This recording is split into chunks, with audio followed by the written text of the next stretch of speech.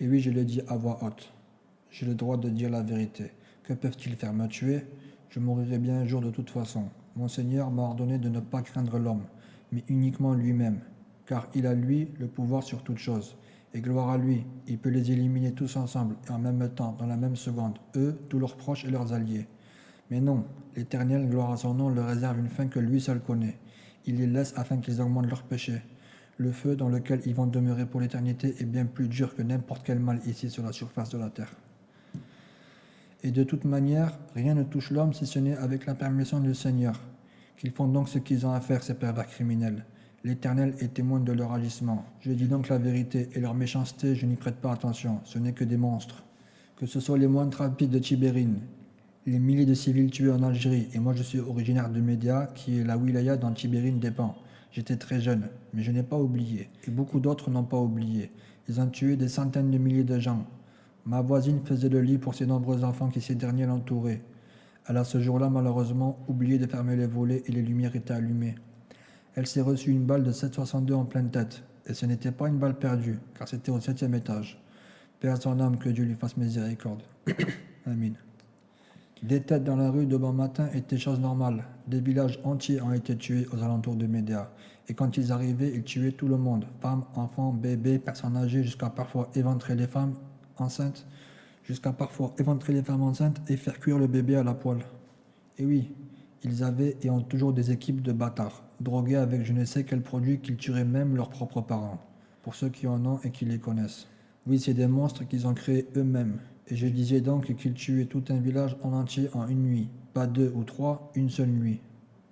En effet, Médéa et les alentours, c'est là où il y a eu le plus de morts. Vous faites un tour dans les cimetières et vous verrez le nombre de fosses communes qui témoignent de leur barbarie. Tout ça pour accuser et porter atteinte à l'islam et aux islamistes qui, je rappelle, avaient remporté les élections légalement. Voilà comment ils manipulent. Voilà leur motivation première. Pareil avec Gourdin, pareil avec les villes irakiennes, le Liban, le Venezuela, la République centrafricaine, le Mali, le Rwanda, la Bosnie, la Côte d'Ivoire, l'Indonésie, l'Égypte, le Yémen, tous portent la signature des services de renseignement, qui, je rappelle, leurs chefs sont ici en France, en USA et en Israël. Pareil pour Charlie, Barcelone, Toulouse, le Bataclan, Nice, New York, tous ces attentats ou ces guerres créées portent la signature de ces maudits sans scrupules. Qu'ils soient maudits pour leurs crimes, et que ceux qui les suivent soient maudits jusqu'aux petits journalistes relayant leurs calomnies, accusant les gens sans même une enquête ni un jugement. Les citoyens lambda naïfs, eux qui ne sont au courant de rien en rapport avec ces milieux, ils ne peuvent que croire la conjecture télévisée, qui pour certains va nourrir leur haine. Et dans le cas où ce ne serait pas suffisant, enquête exclusive et enquête d'action est là tous les soirs, fidèle depuis une bonne décennie à marteler les mêmes clichés. Comme un vilain ce que font les pros de l'étincelle. Qu'ils soient maudits. Quant à ceux qui croient à leur version après avoir reçu la science en refusant la vérité, sache qu'ils sont dans une énorme erreur et que Dieu nous a déjà prévenus de leur agissement. Et le prophète Mohammed nous l'a dit il y a bien longtemps. Quand l'heure se rapproche, l'un des signes de l'heure, c'est que les gens croiront d'énormes mensonges. Ils croiront des menteurs. Et ceux qui diront la vérité seront traités de menteurs. Un jour, les musulmans se feront tuer. Un jour, les musulmans se feront tuer presque tous. Oui, ils se feront exterminer. Et subhanallah, on y est. Depuis 20 ans, pas loin de 8 millions de croyants sont morts dans le monde. Si ce n'est pas plus. Mais ça, à la télévision, pas question d'en parler. Et gloire à l'Éternel. Il a promis à ses serviteurs dévoués et endurants le paradis, sous lequel coulent les ruisseaux. Et pour les pervers, il leur a promis le feu. Il nous a même fait savoir leur conversation secrète, ici sur la surface de la terre et dans le feu. Gloire à toi, ô Éternel. Et que les croyants, au pire encore, ceux qui vont se dire musulmans et qui ont peur de l'oppresseur et qui la vie d'ici-bas les a séduits, doivent se rappeler de la parole de leur Seigneur et de ses commandements. Ceux qui sont dans cette situation doivent être prudents au west-west de Shayatin, qui, je rappelle, sont eux qui inspirent la peur dans le cœur des gens. Chaque personne se trouvant dans cette situation doit se rapprocher du Seigneur au plus vite, avec la prière et beaucoup de dhikr. Car dans cette situation, l'homme est certes plus proche de la mécréance que de son Seigneur, malgré ce que le démon vous laisse penser et croire. Soyez prudents, là est une exhortation. Ni les croyants pieux, ni les véridiques musulmans ne seront pénalisés pour les hypocrites se disant musulmans ou croyants. donnant le mauvais exemple, attachés à leur vie d'ici-bas, alors que le vrai bonheur est auprès du Seigneur, et que nul malheur ne touche l'homme si ce n'est avec la permission du Tout-Puissant. Et pour le Seigneur, l'hypocrisie de ces pervers ne l'atteint absolument pas. Ceux qui ne suivent pas ses commandements se font certes du mal à eux-mêmes. Que Dieu les guide ainsi qu'à l'ensemble de ses serviteurs, Inch'Allah, et qu'il déverse sa patience sur les véridiques. Amin. Alors les pervers qui servent de porte-parole du gouvernement mondial, les procureurs et les Nikki Haley à New York, en bref, ceux qui parlent avec la langue d'Iblis, ceux qui parlent avec la langue des sionistes de l'ombre, puisse le Seigneur vous maudire ici-bas et dans l'au-delà. Que Dieu vous châtie ici-bas dans vos tombes et dans l'au-delà pour vos crimes, Inch'Allah. Amin. Continuez à sortir le mot islamiste, fondamentaliste, terroriste. Continuez à tuer des innocents au nom de l'islam et de Dieu. Continuez à jouer sur l'ignorance des gens. Continuez à afficher des gens S pour le plaisir. Continuez, votre fin n'est pas loin. Le feu est à vos trousses, il vous cerne de toutes parts. Continuez, et si vous êtes vraiment des véridiques, trouvez donc une science vous évitant de rendre l'âme. S'ils voudraient réellement combattre les rares cas de radicalisation, car elles sont rares, n'oublions pas que nous sommes plus de 60 millions. Ce serait tout d'abord de mettre en place une structure, une plateforme d'information médiatique où des gens ayant la connaissance du livre expliquant les valeurs de l'islam et les conséquences d'atteinte à la vie que Dieu a fait sacrée. Répréhensible ici sur terre et dans l'au-delà, le châtiment est certes véritablement plus dur et durable.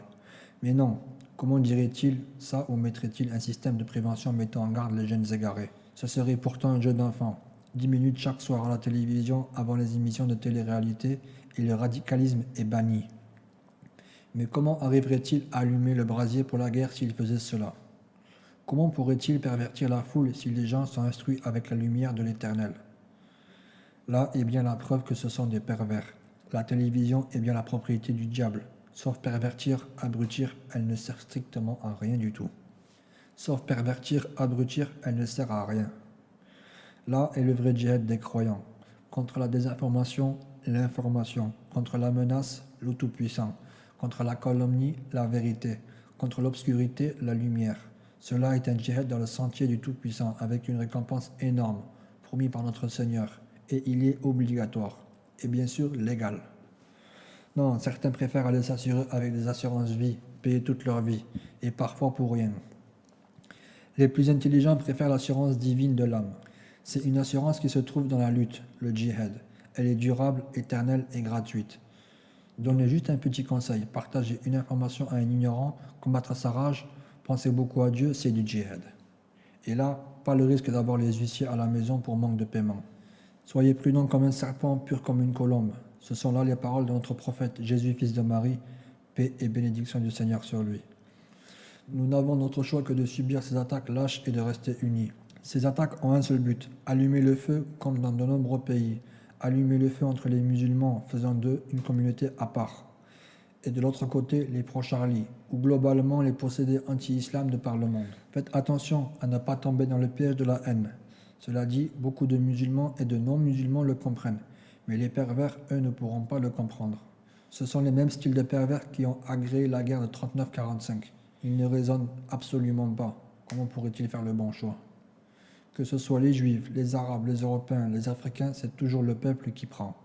Les voilà, chers frères et sœurs croyants, que vous devez maudire avant l'aube. Eux, tous leurs alliés américains et toute leur équipe du nouvel ordre mondial.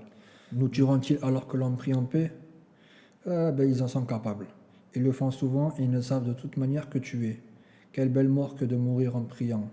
Et le Seigneur est témoin de leur corruption perverse. Et je le redis encore et encore, chaque attentat, qu'il soit en France, en Afghanistan, en Égypte, en Syrie, vient de ces criminels mécréants. À chaque fois qu'il est revendiqué par l'État islamique, alors c'est la signature du diable et de son nouvel ordre mondial. Ils ont opté pour cette solution il y a bien une trentaine d'années, afin de nuire aux vrais moudjahidines, afin de nuire à ceux qui aiment la paix, à ceux qui défendent leur pays en toute légitimité. Mais le Très-Haut est bien attentif à leurs faits.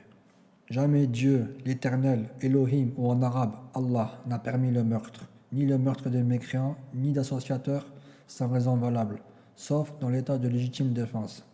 Il a fait la vie sacrée, ce n'est pas à l'homme de juger la spiritualité et surtout pas de tuer, mais c'est à Dieu de punir, car lui seul connaît le contenu des poitrines. Exception faite pour ceux qui se défendent à armes égales et avec légitimité.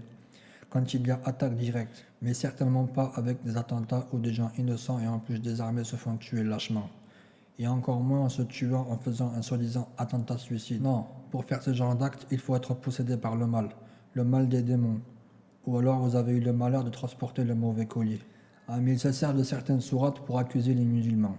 Mais ces sourates, les pervers les ont sortis de leur contexte. Et ces sourates racontent une guerre défensive à une époque précise où notre prophète alayhi salatu wassalam menait son djihad avec les croyants contre les criminels qui tentaient de les tuer. Ce sont là des guerres défensives et ce sont là des sourates temporelles. Dieu a ordonné aux croyants, peu importe la différence de culte, de s'entraider, d'abaisser son aile pour les croyants, de faire la compétition dans les bonnes œuvres, malgré la divergence sur certains points, mais en aucun cas de s'entretuer ou de semer la corruption sur terre. Donc pareil pour les idiots qui ont des mauvaises pensées, ou de la haine contre les imams, contre les rabbins, contre les prêtres ou les moines, et l'ensemble de leurs fidèles. Ceux qui ont de la haine envers les innocents ne sont que des égarés possédés par le mal. Et celui qui atteint à la vie d'un innocent ne croit surtout pas qu'il va atterrir au paradis. Loin de là, c'est bien dans le feu qu'atterrissent les criminels, pour avoir fait le mal, pour ne pas s'être instruits, pour ne pas avoir respecté les textes sacrés présents par centaines et centaines dans chaque mosquée, et même sur Internet en ligne, et pour avoir suivi leurs passions et les conjectures des criminels. Dieu n'a jamais dit tuer ou châtier celle ou celui qui boit de l'alcool. Il n'a jamais dit d'ailleurs que c'était un produit haram, interdit, mais bien une souillure. Et louange à lui, il a conseillé aux croyants d'éviter cette épreuve qui fait plus de mal que de bien, afin de ne pas tomber dans le péché, de ne pas tomber dans l'interdit que ce breuvage peut amener à son consommateur à faire quand il est ivre. Notre Seigneur a interdit la chair de porc, le sang, l'animal mort et tout ce qui a été sacrifié avec autre nom que celui de Dieu le Très-Haut.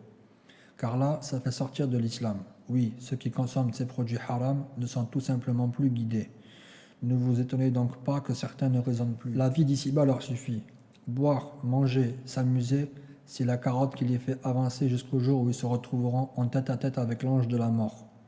Que Dieu les guide. Éloignez-vous de ces interdits qui sont interdits dans les 3 livres saints, je le rappelle. Et ils ne sont pas interdits pour rien, ils sont très dangereux pour la foi. Dieu est omnipotent, il est clairvoyant. Il connaît le contenu des poitrines. Ceux qui consomment ces interdits par ignorance ou par manque d'information, Dieu leur pardonnera s'ils le lui demandent. Mais ceux qui savent que c'est interdit et le font délibérément sont des transgresseurs. Et Dieu ne guide pas les transgresseurs. Il ne les guide pas. Et à partir d'un certain âge, le cœur devient tellement dur que le repentir devient très difficile, voire impossible. Mais que ceux qui veulent en manger, en mangent. En quoi ça nous dérange à nous, musulmans? En quoi ça nous touche? Que celui ou celle qui veut en manger matin et soir, s'il le souhaite, le fasse. Oui, que ceux qui veulent manger de la viande porcine, matin, midi, soir et même pour le goûter de 16 heures, se régalent. Pareil pour le sang, les bêtes trouvées mortes, les viandes bleues, chacun fait ce qu'il veut. En quoi ça dérange les musulmans? Mais non, là encore, ça ne leur plaît pas aux pervers. Ils veulent l'imposer de force aux gens. Ils veulent que les gens les suivent de force en consommant des interdits haram. Ils veulent que nous suivions leur passion. Et Dieu nous le dit là aussi. Vraiment, il n'a rien oublié. Gloire à lui, le puissant, le sage. Comme ils sont pervers, jusqu'à cracher leur venin sur la tenue vestimentaire de certains. Mais ceux qui sont à moitié habillés, le croyant, n'a d'autre choix que de baisser les yeux, et il le fait sans s'en plaindre. Mais ces mêmes pervers, comme à leur habitude, ils retournent la situation et font croire que c'est les musulmans qui veulent imposer leurs pratiques religieuses. Ils vont cracher le venin et inventer des conjectures basées sur du faux. Et beaucoup d'entre eux vont relayer. Les voilà les vrais pervers, les vilains. Les voilà les égarés qui ont perdu la raison. Astaghfirullah. Que Dieu déverse sa patience sur les croyants, Inch'Allah. Amin.